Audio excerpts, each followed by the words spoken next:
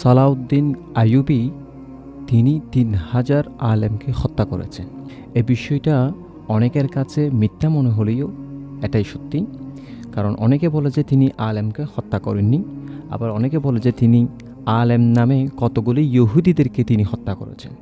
আসলে বিষয়টা কোনটা সত্য যদি জানতে চান তাহলে ভিডিওটি স্ক্রিপ্ট না করে তাহলে দেখতে থাকুন। সুলতান সালাউদ্দিন আইয়ুবী যখন মসজিদে আল আকসা তিনি যখন তিনার হাতের মধ্যে নিয়ে নিয়েছিলেন, তখন তিনি খুব চিন্তায় নিমগ্নিত হয়ে গিয়েছিলেন। তখন তিনার সেনারা ওনার কাছ থেকে জিজ্ঞাসা করলেন, আপনি এত চিন্তিত কেন? আপনি মসজিদে আল আকসা বাইতুল মুকাদ্দাস আমরা মুসলমানরা আমাদের হাতে নিয়ে নিয়েছি, আমরা জয় করে নিয়েছি। তখন তিনি চুপ করে কাউকে কিছু বললেন না। এবং কিছুদিন পরে তিনি ভাবলেন, আমরা তো মসজিদে আল আকসা বিজয় করে নিয়েছি, আমাদের হাতে নিয়েছি, কিন্তু মসজিদে আল আকসাকে যদি আমরা ধরে রাখতে চাই তাহলে আমাদের ঘরোয়া কতগুলো শত্রু আছে তাদেরকে আমাদের থেকে পরাজিত করতে হবে।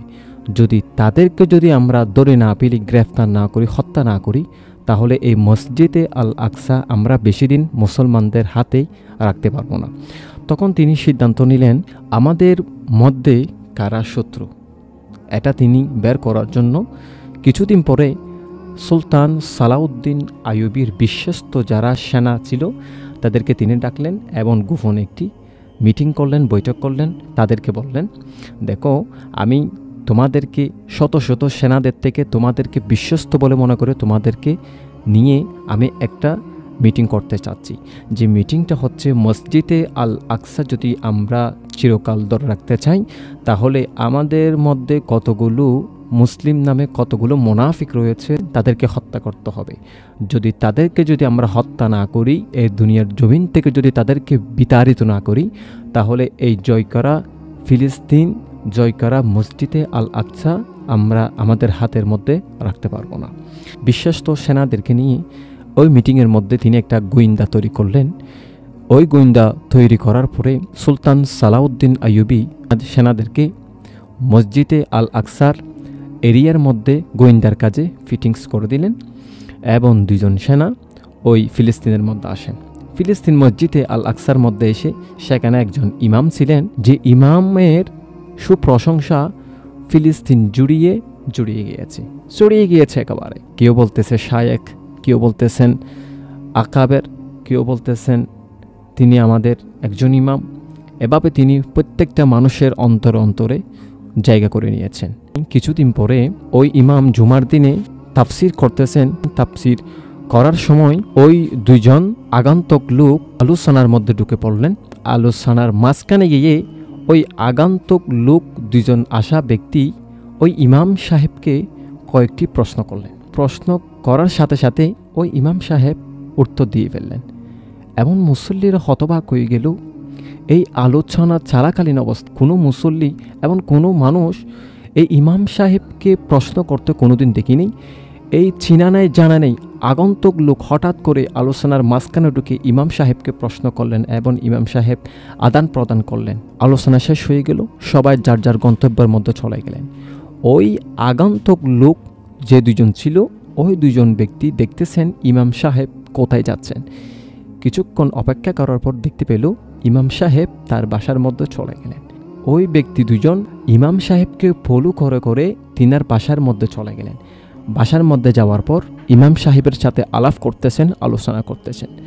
আলোচনার পাকে পাকে ওই আগন্তুক লোক দুজন ইমাম সাহেবকে বলতেছেন, তুমি কেমন করে মুসলমানদের ভিতরে তুমি ফিতনা ছড়িয়ে দিচ্ছ। এভাবে একটা প্রশ্ন করলেন, এমন করে করলেন তিনি সত্যটা না বলে আর পারলেন না। তিনি বলতেছেন, আমি মানুষদের মধ্যে এমন করে জায়গা করে নিয়েছি, আমি যেটা বলতেছি সবাই সেটা আমল করতেছে। এরপর দ্বিতীয় প্রশ্ন করলো, কিভাবে তুমি মানুষদের ভিতরে ফিতনা ছড়িয়ে দিচ্ছ? কিভাবে তুমি মানুষের ঈমানকে খনন করতেছো? কিভাবে তুমি মুসলমানকে জিহাদের মুখ থেকে পিড়িয়ে নিচ্ছ? কিভাবে তুমি মুসলমানদের ভিতরে মাসালাগত সমস্যা তৈরি করতেছো?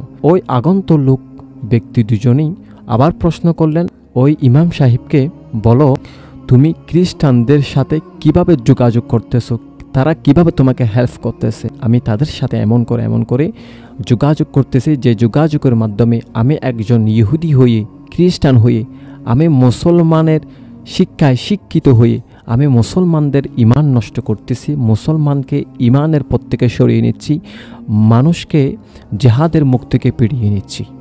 তখন হঠাৎ ওই দুজন লোক তাদের পাগড়ি খুলে ফেললেন, তাদের জামা খুলে ফেললেন। জামা খোলার পর দেখতে পেল তারা আসলে ইহুদি ছিল না, খ্রিস্টান ছিল না। ওই দুজন লোকে ছিল সুলতান সালাউদ্দিন আইয়ুবীর গোয়েন্দা।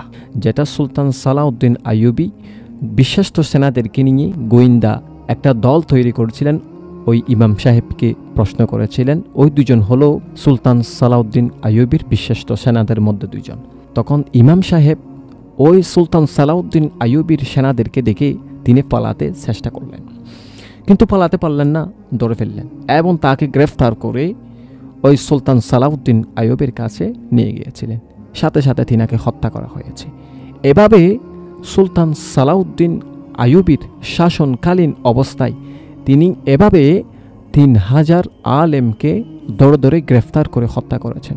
এবার আমি আপনার কাছে প্রশ্ন রাখলাম, যারা বলে সুলতান সালাউদ্দিন আইয়ুবী 3000 আলেমকে হত্যা করেছেন, আসলে সত্যটা কোনটি?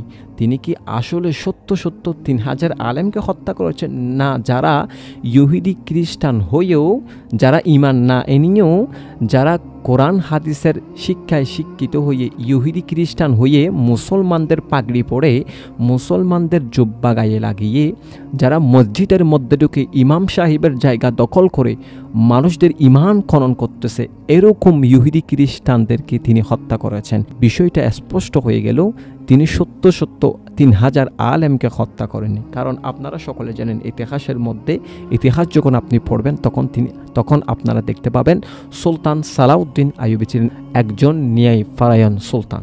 সুলতান আইয়ুবী ছিলেন একজন দয়ালু, সুলতান আইয়ুবী ছিলেন একজন ন্যায় পরায়ণ শাসক, সুলতান সালাউদ্দিন আইয়ুবী ছিলেন একজন দেশপ্রেমিক, একজন আলেম। ওই সুলতান সালাউদ্দিন আইয়ুবী এভাবে মোনাফেকদেরকে ধরে ধরে, এভাবে ইহুদি খ্রিস্টান যারা আলেমের লেবাস পড়ে মানুষের ঈমান ধ্বংস করতেছে, ওই রকম 3000 তিনি আলেমকে তিনি হত্যা করেছেন। এবার আমি আপনার কাছে জানতে চাই, তিনার আমলে, সুলতান সালাউদ্দিনের আইয়ুবীর আমলে যদি তিনি এভাবে মুসলমানদের লেবাস ধরে 3000 আলেমকে তিনি হত্যা করেছেন যারা মানুষের ঈমান ধ্বংস করে ফেলতেছে, এবার আমাদের মাঝে কতগুলো শায়েখ রয়েছে, তারা আসলে আলেম কিনা, তারা কাদের হয়ে কাজ করতেছে, তারা কিভাবে আমাদের মুসলমানের মধ্যে, ভাইয়ের মধ্যে, মুমিনের মধ্যে কিভাবে মাসালাগত সমস্যা সৃষ্টি করতেছে। ঠিক তেমন সুলতান সালাউদ্দিন আইয়ুবীর আমলে 3000 আলেম ছিল না। আমাদেরও বুঝতে হবে, যারা আমাদেরকে মাসালাগত সমস্যার মধ্যে ফেলে দিচ্ছে, যারা আমাদেরকে ঈমান ধ্বংস করার জন্য, ঈমান নষ্ট করে দেওয়ার জন্য বারবার আমাদেরকে মিষ্টি কথা বলে আমাদেরকে কোথায় নিয়ে যাচ্ছে, এটা আমাদের বিবেচনা করে দেখতে হবে, আমাদের বুঝতে হবে, আমাদের জানতে হবে। কারণ আল্লাহ রাব্বুল আলামিন প্রত্যেকটা মানুষকে, প্রত্যেকটা মুমিনকে আল্লাহ সুবহানাহু ওয়া তাআলা ঈমানের উপর অটুট থাকার জন্য সবসময় বলেছেন। তাই আজকে থেকে প্রত্যেকটা মানুষের, প্রত্যেকটা মুমিনের কর্তব্য হলো নিজের ঈমানটাকে হেফাজত করা, নিজের ঈমানটাকে রক্ষা করা।